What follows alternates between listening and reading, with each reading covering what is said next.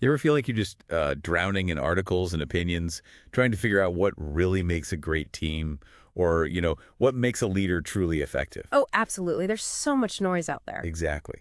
So welcome to the deep dive. We try to cut through that. Today, we're kind of on a mission looking at this really fascinating set of sources you shared to, well, to distill what really matters for team dynamics and leadership. Hmm. And we've got quite a mix, right? A book on elite captains, some organizational psychology insights, even historical examples of dominant teams and famous figures. Yeah, real range. And the big question for us, I guess, is when you put all this together, these diverse views, Hmm. what are the common threads? What are those maybe surprising patterns that keep showing up? You know, the things that link achieving peak performance, whether it's an individual or a whole group effort. Okay, let's get into it. Maybe start with that book you mentioned, Sam Walker's The Captain Class. It really challenged some of my assumptions about leadership. It's a great starting point. Walker looked at these hyper-successful teams across different sports and eras. And yeah, his findings about the captains were, well, not what you'd maybe expect. He talks about the shadow leader. Exactly. This idea that the most impactful captains often weren't the superstar, the flashy one. They led more through service, humility, less ego. More about the dirty work, maybe. A lot about the dirty work, yeah. A relentless focus on making the team better, often completely out of the spotlight. Okay, and he boiled it down to, what, 7 key traits? Yeah, 7 common characteristics he found. First off was this extreme doggedness, just sheer persistence and focus, especially when things got tough in competition. A refusal to back down. Like pure grit. Okay, what else? Then there was aggressive play, pushing the limits, testing the rules, not necessarily cheating, but playing right up to the edge. Okay, playing hard. Makes sense. Third, a willingness to do the thankless jobs, the stuff nobody notices but is crucial, operating in the shadows, like you said. The glue guys, maybe? Sort of, yeah. And fourth, their communication style was usually pretty low-key. Practical, democratic, not big rah-rah speeches, more about clear, inclusive talk. Interesting. So, not necessarily the most eloquent person. Not always, no. But fifth, they could motivate passionately, often non-verbally, like through intense actions or expressions, a look, a gesture that could just ignite the team. Okay, so passion, but shown differently. Right.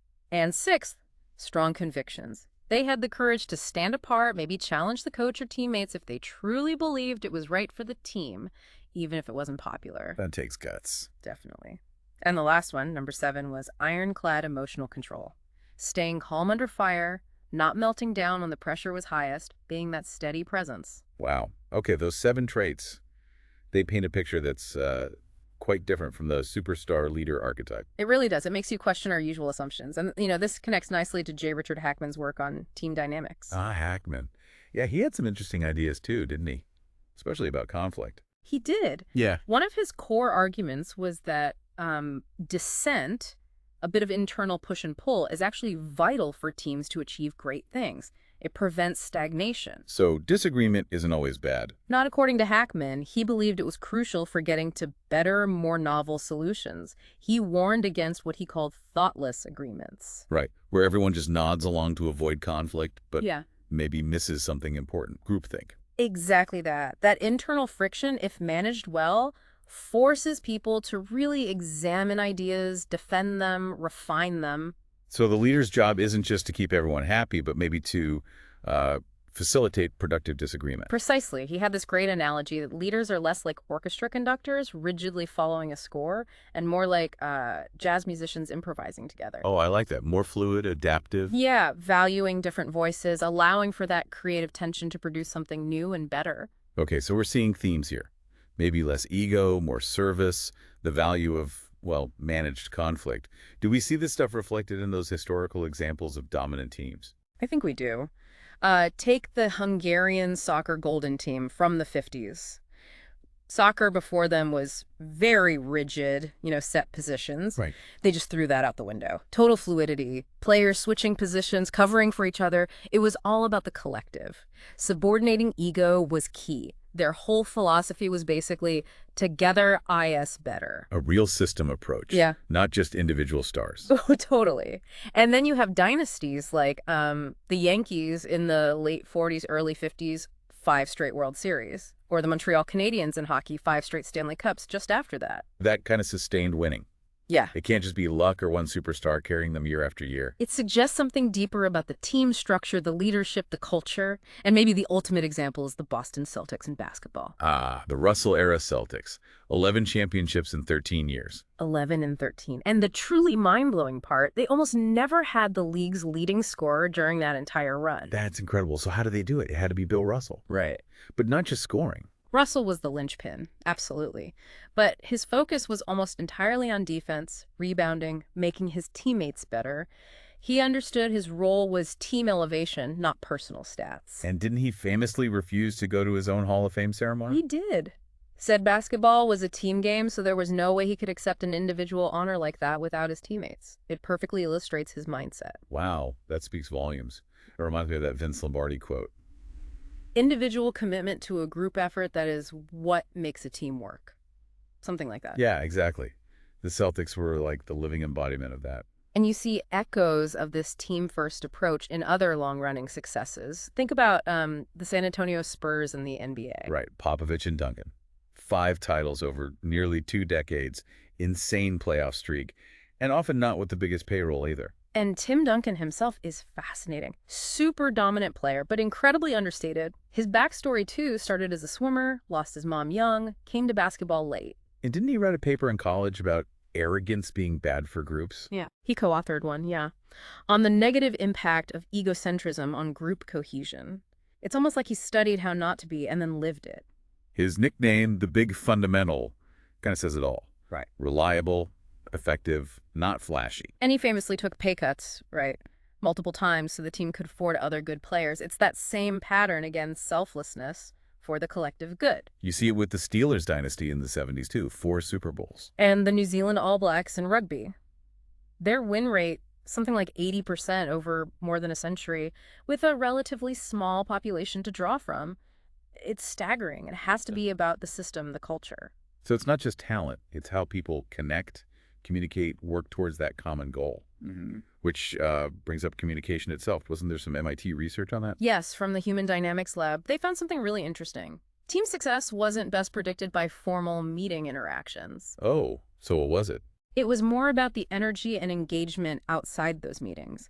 In informal social settings, like who talks to whom, the level of energy in those chats, people moving around, connecting briefly but energetically. So the water cooler talk actually matters a lot. Apparently, yes. Yeah. They even identified these charismatic connectors, people who naturally bridge different groups and individuals, making sure everyone's kind of looped in. Fostering those informal bonds seems crucial then. Absolutely. They talked about fostering energized but focused listening, being present. And tied into all this, of course, is resilience.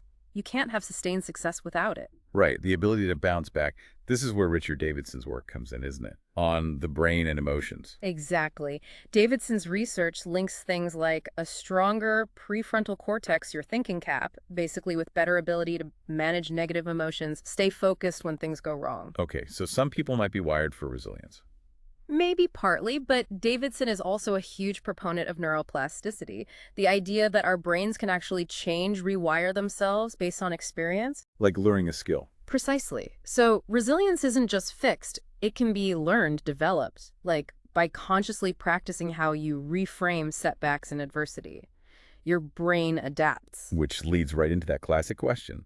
Are leaders born or made? We've seen examples that could argue either way. It's the perennial debate, isn't it? You have people like Reuven Gal, the Israeli military psychologist, who proposed a formula: leadership, potential X, motivation X, development, really highlighting the made part. But then you have Lombardi again, saying leaders are made through hard effort.